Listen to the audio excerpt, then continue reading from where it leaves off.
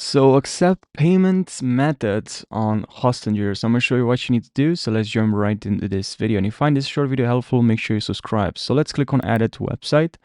From here, we're going to have to click on, so let's click on online store. From here, let's select manage store.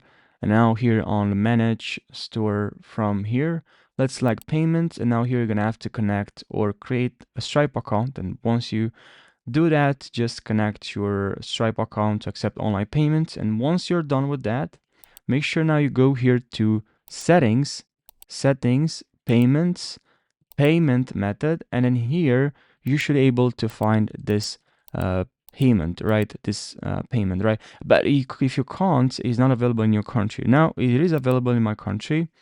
So I should be able to find it right over here. So here we are. That's the payment. You just need to click on turn on. And that's pretty much it. I hope you found this video helpful. If you change your mind, just turn off. So I hope you found this video helpful. Thanks for watching and subscribe for more.